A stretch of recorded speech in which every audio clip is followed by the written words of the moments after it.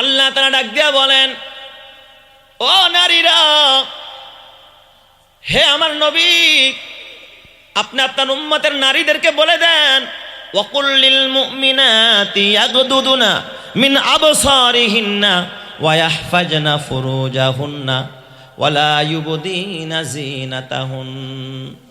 আল্লাহ তাআলা ডাক দিয়া কয়, হাবিব আমার, আপনি আপনার উম্মতের ভিতরে নারীদেরকে বলে দেন, মুমিনা নারী যারা, ঈমানদার নারী যারা, নারীদেরকে বলে দেন, মহিলাদেরকে বলে দেন, তারা যেন ওয়াকুল লিল মুমিনাতি ইয়াগদুদুনা মিন আবসারিহিন্না, তারাও যেন তাদের চোখকে অবনত করে রাখে, তারা যেন চোখকে সংযত রাখে, চোখকে কন্ট্রোলে রাখে। ওয়া ইয়াহফাজনা ফুরুজাহুন্না, শুধু চোখ নয়, তারাও যেন তাদের লজ্জাস্থান, তাদের যৌবনের ক্ষুধা যেন তারা কন্ট্রোলে রাখে, এই লজ্জাস্থান যেন হেফাজত করে, যৌবনটাকে যেন তারা আটকায় রাখে, তারা কন্ট্রোলে রাখে। 3 নম্বর আল্লাহ তাআলা আর একটা হুকুম বাড়ায়া বললেন, প্রথম 2 হুকুম এটা পুরুষদেরকে যা করেছেন আল্লাহ নারীদেরকেও তাই করেছেন, কিন্তু নারীদেরকে আল্লাহ তাআলা আর একটা হুকুম বাড়ায়া বললেন, ওয়ালা ইউবদিনা যিনাতাহুন্না, খবরদার নবী আমার, আপনি মুমিনা নারীদেরকে বলে দেন, তারা যেন তাদের সৌন্দর্য কোনো পুরুষের সামনে প্রদর্শন না করে। নারীরা যেন তাদের সৌন্দর্যের প্রদর্শন কার সামনে না করে? পুরুষের সামনে না করে। আচ্ছা, আমি আপনাদেরকে বলতে চাই, বিড়ালের সামনে যদি সুটকি ধরেন আর বিড়ালটা যদি ধমকা নেই, বিড়াল খবরদার খাবি না, খাই লইব না, লাভ দিয়া খাইব। কি দিয়া খাইব? লাভ দিয়া খাইব, বিড়াল ধরে খাইব। কব, যদি আমার নাই করস তাহলে আমার দেখাস কা, ভিতরে আটকায় রাখ, দেখাবি আর কবি খাবি না, তাহলে কে রইল? এই জন্য আল্লাহ তাআলা ডাক দিয়ে ওয়ালা ইউবদিনা যিনাতাহুন্না, ও নারীরা, আল্লাহ তাআলা নবীকে বলে, নবী আমার, আপনার উম্মতের মুমিনা নারীদেরকে বলেন, তারা যেন চেহারার সৌন্দর্য, দেহের সৌন্দর্য, নারীকে আল্লাহ তাআলা কিছু ব্যতিক্রমী সৌন্দর্য দান করেছেন, যেগুলো আল্লাহ তাআলা পুরুষকে দেয় নাই, আসে না নাই, তারা যেন এইগুলোকে কন্ট্রোল করে, এইগুলো যেন পুরুষের সামনে প্রদর্শন না করে। এইগুলো যদি পুরুষের সামনে প্রদর্শন করে তাহলে পুরুষও তার নজরকে কন্ট্রোল করতে পারবে না। ও নারী, তুমিও বাঁচতে পারবা না, লজ্জাস্থান কন্ট্রোল করতে পারবা না, যৌবনের ক্ষুধাকে কন্ট্রোল করতে পারবা না। ওই পুরুষও বিপদগামী হবে, নারীও বিপদগামী হবে, সমাজটা রসাতলে চলে যাবে। কথা ঠিক কিনা? আর উভয়ই যদি উভয়ের চোখকে কন্ট্রোল করে, যৌবনের ক্ষুধাকে কন্ট্রোল করে, নিজের সৌন্দর্যকে এক গ্রুপ আরেক গ্রুপের সামনে প্রদর্শন না করে, এই সমাজের অধিকাংশ অকারেন্স কমে যাবে, সমাজ সোনার সমাজ হবে, সোনালী যুগ হবে। কথা ঠিক না ঠিক? জোরে কও। বলতে পারেন, হুজুর আজকে এই প্রসঙ্গে আপনি কেন আলোচনা শুরু করলেন? আমি মনে করি সমাজের অবক্ষয়ের অন্যতম কারণ এটা। ম্যাক্সিমাম বিচার আচার বলেন, মামলা মোকদ্দমা বলেন, এইসব কারণেই বর্তমানে সমাজের ফিতনা ফাসাদ বেশি। এই জন্য চোখ কন্ট্রোল করার দরকার আছে না নাই? বলেন তো, চোখেরও একটা প্রভাব আছে না নাই? আর নজরু, এ বাবা, নজরেরও একটা কি আছে বাবা, ধারালো দিক আছে না নাই? নজর এত বড় কঠিন, এই নজর দ্বারা আল্লাহ তাআলা ভালো প্রভাবও ফেলে, আবার মন্দ প্রভাবও ফেলে, আছে না নাই? হায়ওয়াতুল হায়ওয়ান নামক কিতাবের মধ্যে আছে। আমি শুধু নজরের একটু আলোচনা না করলে বুঝবেন না যে হুজুর আমরা চোখ দিয়ে তাকাইলে সমস্যাটা কি। আল্লাহ কেন বলল যে চোখটার শাটার নামায় রাখো, হ্যাঁ, নিচের দিকে তাকাও? কেন? আমি তো দেখলেই বা সমস্যাটা কি? দেখলাম, অসুবিধাটা কি? কয় না, দেখা যাবে না, দেখার মধ্যে সমস্যা আছে না নাই? এই জোরে কোন আছে না নাই? হায়ওয়াতুল হায়ওয়ান নামক কিতাবের মধ্যে লেখে নজরের পাওয়ার। কয় দেখেন, যেই সমস্ত পাখিরা ডিম দেয়, এরা কিন্তু ডিমের উপরে তা দেয়, দেয় কি না? মুরগি ডিম দেয়, ডিমের তা না দিলে ডিম থেকে কি আসে না? বাচ্চা আসে না। আপনাদের গ্রাম্য ভাষায় যে ডিম নিয়ে মুরগি বসে থাকে, এটা কি বলেন? না, উমে বসে মুরগি। এই যে উমে বসার পরেই আস্তে আস্তে ডিম থেকে কি ফুটে? বাচ্চা ফুটে। কিন্তু হায়ওয়াতুল হায়ওয়ান নামক কিতাবে লেখছে যে কচ্ছপও তো ডিম দেয়, কচ্ছপ কিন্তু বাচ্চা দেয় না। কচ্ছপ কি দেয়? ডিম দেয়। তাহলে কচ্ছপের বাচ্চা ফুটার জন্য কি দরকার? দরকার। কি দরকার? দরকার। এখন এই কচ্ছপ যদি এই যে কাঠের মতো, লোহার মতো একটা শক্ত বডি নিয়ে ডিমের উপরে ওঠে, ডিম থাকবো না ডিম একেবারে শেষ? ডিম বিনিশ হয়ে যাবো না? ডিম তো একবার পানি হয়ে যাবে, গলে ভেঙে চুরমার হয়ে যাবে। তাহলে এই ডিম থেকে কেমনে বাচ্চা ফুটায়?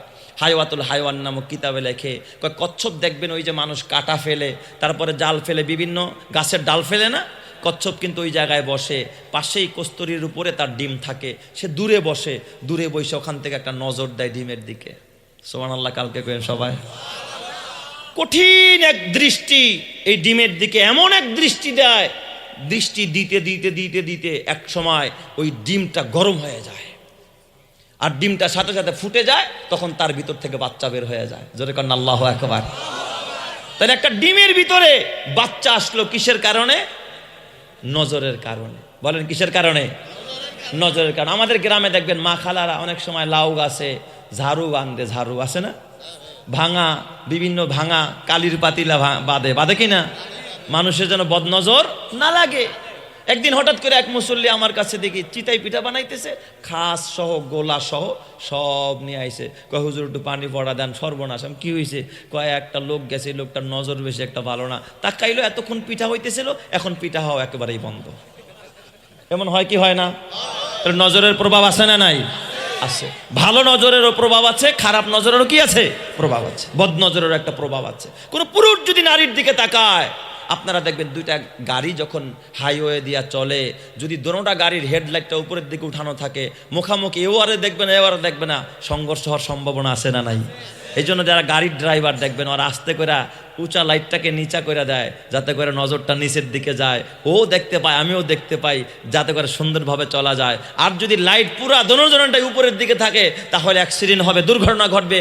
ঠিক একজন পুরুষ যদি নারীর দিকে তাকায়, নারী যদি পুরুষের দিকে তাকায়, চোখাচোখি হলেই সেখানে একটা অবৈধ শয়তান আইসা সেখানে আসন গেড়ে দুইজনের মাঝে এক ধরনের অবৈধ সম্পর্ক তৈরি করে দেয়, আর সেখান থেকেই নিজেদের দেহ নাপাক হয়ে যায়। অবৈধ সম্পর্কটা পরকীয়া আর প্রেম প্রীতির নামে জেনায় সমাজটাকে ভরে দেয়। কথা ঠিক না ঠিক জোরে কও। এই জন্য যদি যুব সমাজ, তরুণ আর তরুণীরা তাদের এই নজরকে কন্ট্রোল করতে পারে, তাহলেই সমাজকে সুন্দর করা সম্ভব, অন্যথায় সুন্দর করা সম্ভব ঠিক না ব্যাটিক জোরে কন। এই জন্য নজর কন্ট্রোল করা, নজর সংযত করার দরকার আছে না নাই? এ আমার বাবা, তোমার হাতে পায়ে ধরে বলা যায়, এ যুবক ভাই, ও আমার পর্দারের মা, মাগো নজর দিবা তো দিবা মা, বেগানা পুরুষের দিকে নজর দিও না মা। এ যুবক ভাই, নজর দিবা তো দিবা, বেগানা নারীর দিকে নজর দিও না, নিজের হালাল বিবির দিকে নজর দাও। নেকি হবে না গুনাহ হবে? নেকি আর নেকি। আল্লাহ তাআলা তোর হালাল বিবি তোরে ঘরে দিয়া দিছে, যেন তাড়াতাড়ি বিয়ে করে নে। বিবির দিকে নেক নজর দিবে, আল্লাহ তাআলা আমল নামার মধ্যে নেকি লিখতে থাকবে, গুনাহ লিখবে না। আর একটা বেগানা নারীর দিকে তুই বদ নজর দিবি, তুই একটা গুনার আকর্ষণ নিয়ে নজর দিবি, তোর আমল নামার মধ্যে জিনার গুনাহ উঠায়া দিবেন কে? তাই তো আল্লাহর নবী বলে, জিনাল আইনি আন নজরু, চোখের জিনা হলো চোখ দিয়া দেখা। এমন হাজারো মানুষ কিয়ামতের ময়দানে দাঁড়াবে, দাঁড়ায়া তারা দেখবে তাদের আমল নামায় হাজার হাজার জিনার গুনাহ। ও বলবে, আল্লাহ আমি তো জীবনে জিনা করি নাই, আমার নামায় দেখি 1,00,000 জিনার গুনাহ। আল্লাহ তাআলা ডাক দিয়া বলবো, যে চোখ দিয়া তুমি বেগানা নারীকে দেখছিলা আর কল্পনা করছিলা, সিনেমা দেখছিলা আর কল্পনা করছিলা, বিলবোর্ডের দিকে তাকাইছিলা, নারীর দেহ দেখা অঙ্গ দেখা তোমার ভিতরে কুমন্ত্রণা আসছিল, ওখানে তোমার আমলনামা একটা জিনার গুনাহ হয়ে গেছে। এই জন্য যুবক, যদি জিনা থেকে বাঁচতে চাও, এই চক্ষুকে সংযত করা ছাড়া কোনো বিকল্প রাস্তা নাই। কথা ঠিক কিনা? নজর দিবি তো যুবক ভাই, তোদেরকে আমি 3টা জায়গায় নজর দিতে বলবো, খালি নেকি আর নেকি, খালি নেকি আর নেকি। জোরে কর না আল্লাহু আকবার।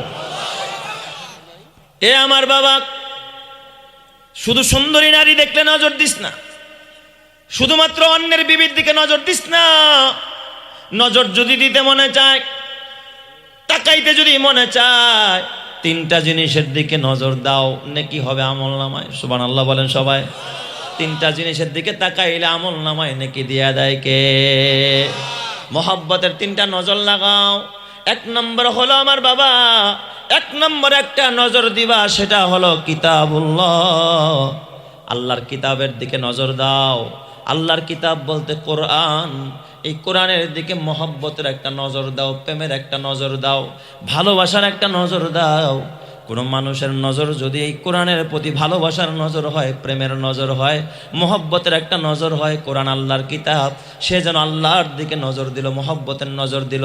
তুমি আল্লাহ দেখো নাই, মহব্বতের নজরে কোরআন দেখো, আল্লাহকে দেখার সওয়াব আল্লাহ আমলনামায় দিয়া দিবে। চিৎকার মেরে কন্না আল্লাহু আকবার। তাহলে মহব্বতের নজর দিবেন কোন দিকে? আরো জোরে কোন দিকে? কোরআনের দিকে। এ যুবক ভাই, ও বুড়া বাবা, কোরআন পড়তে জানো না, নিজে আলেম হতে পারো নাই, সন্তানকে আলেম বানাইতে পারো নাই, নিজে হাফেজ হতে পারো নাই, সন্তানকে হাফেজ বানাও নাই। অন্তত একজন আলেমকে মহব্বত করো, হাফেজকে মহব্বত করো, হাফেজকে ভালোবাসো, আলেমকে মহব্বত করো। কসম আল্লাহর, একজন আলেমের দিকে নেক নজর দাও, কোরআনের দিকে নেক নজর দাও, একজন হাফেজের দিকে নেক নজর দাও, আল্লাহ তোমার জিন্দগির সগীরা গুনাহ মাফ করবে, তোমার অন্তরের মধ্যে আল্লাহর আজমত আর মহব্বত পয়দা করে জান্নাতে করবে। জোরে কোন সুবহানাল্লাহ। বলেন তো আমার আল্লাহ পারে কি পারে না? আমার নবী হলেন সবচেয়ে বড় হাফেজ। আমার নবীও কি কোরআনের হাফেজ ছিলেন কিনা বলেন? কোরআন নাজিল হয়েছে কার উপরে? নবীর উপরে। আপনি যদি বলেন নবী দুই আয়াত জানে না, তাহলে ওই আয়াতের বিধান তো আল্লাহ নবী উম্মতকে বলতে পারবে না। আমার নবী হলেন প্রধান হাফেজ, আমার নবী কোরআনের হাফেজ। এই জন্য আল্লাহ তাআলা যখন কোরআন নাজিল করতেন, সাথে সাথে জিবরাইল আমিনের সাথে আমার নবীও ঠোঁট নাড়াইতেন। সুবহানাল্লাহ বলেন সবাই। আল্লাহ তাআলা আয়াত নাজিল করলেন, লা তুহাররিক বিহি লিসানাকা লিতাজালা বিহি ইন্না আলাইনা জামআহু ওয়া কুরআনা ফাত্তাবি'i কুরআনা। নবী আমার খবরদার, খবরদার, জিবরাইলের সাথে আপনার ঠোঁট নাড়াইতে হবে না, আপনার কোরআন মুখস্থ করতে হবে না। আপনি মনোযোগ দিয়া শোনেন, আপনার অন্তরের মধ্যে এই কোরআনকে মুখস্থ করে দেওয়া, এই কোরআনকে বদ্ধমূল করে দেওয়া, এই কোরআনকে আপনার অন্তরের মধ্যে ফিট করে দেওয়ার জিম্মাদার আমি আল্লাহ। চিৎকার মেরে কন্না আল্লাহু আকবার। এই জন্য আমার নবীর দিকে যারা নজর দিছে তারা সাহাবী হয়ে গেছে।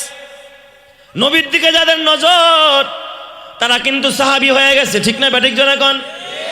ওদের দিল আল্লাহ তাআলা কোরআনের নূরে চমকায়া দিছে। সাহাবীদের প্রশংসা আল্লাহ তাআলা আসমানের ভিতরে করায়া দিছে, কোরআনের ভিতরে করায়া দিছে। সাহাবায়ে কেরামের প্রশংসা আল্লাহ তাআলা আরশ আজিমের মধ্যে করেছে।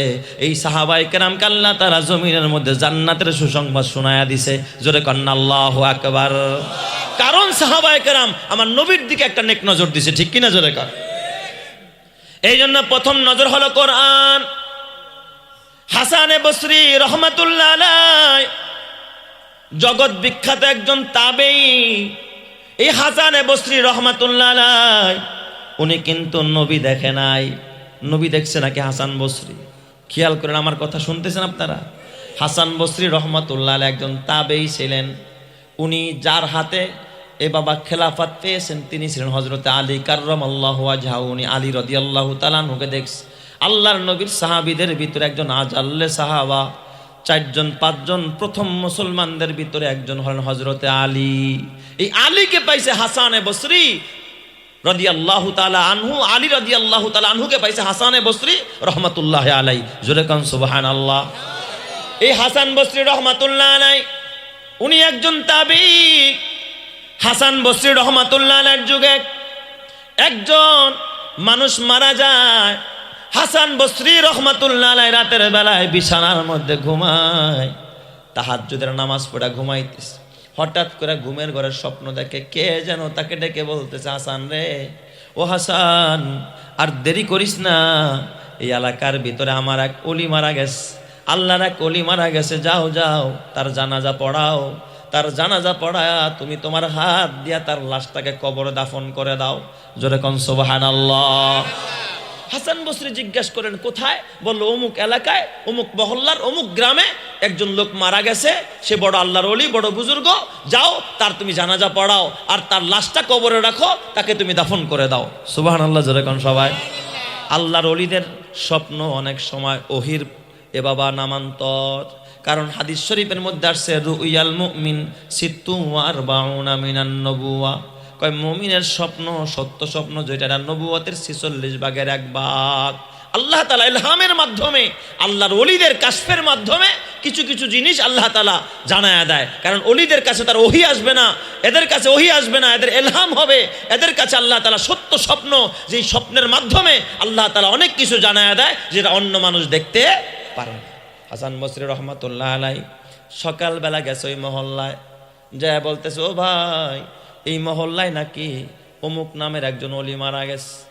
কয়, না তো এই নামের কোনো ওলি এখানে, আমাকে কোনো ওলি নেই। আপনি ওলি পান কোথায়? আমাকে এই এলাকায় কোনো ওলি বসবাস করে না। কয়, না, এই এলাকায় নাকি একজন ওলি বুজুর্গ মারা, ওলি বুজুর্গ মারা গেছে কিনা আমি ওলি টলি চিনি না, তবে একজন সাধারণ কৃষক মানুষ, এক গ্রাম্য মানুষ মারা গেছে, এই যে পাশেই তার বাড়ি।